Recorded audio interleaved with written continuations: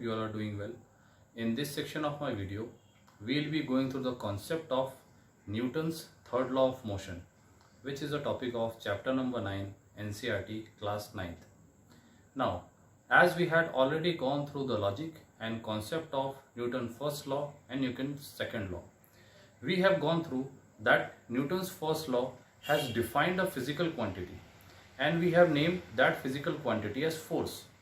Newton's second law has defined another the same physical quantity and the method for calculation of that physical quantity by the expression force equals to mass multiplied by acceleration. With the help of this third law, we will be calculating the direction of this force.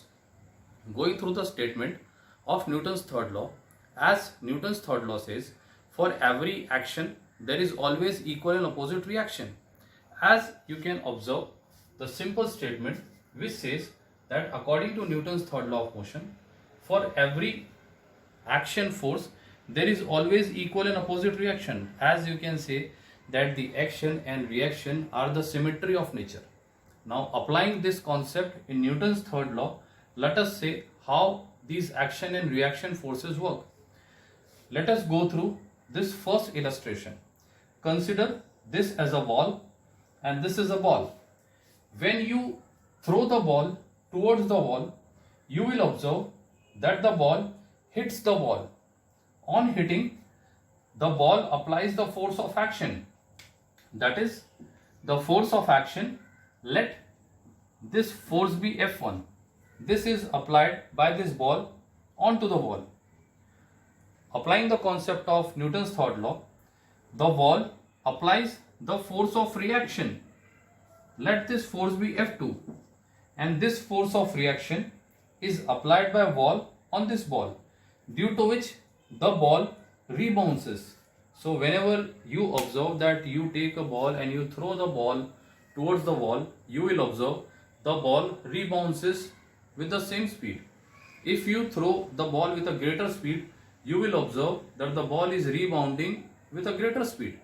Similarly, applying the concept of action and reaction, it is also said that these forces of action and reaction are equal, but their direction is opposite.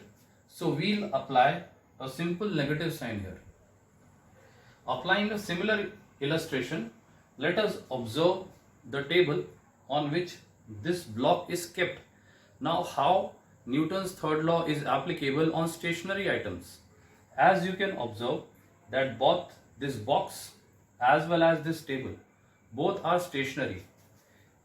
At any time, the weight of this box, that is mg, will act in vertical downward direction.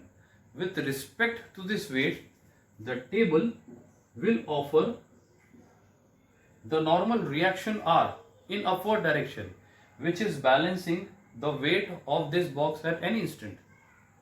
If the weight mg is not balanced by this table, the table may break. So hence you can say, if this represents an action force, this reaction should represent the reaction force, both acting in opposite direction and their magnitudes are also same. So this was the concept of Newton's third law of motion. I hope you have understood this concept well. Thank you.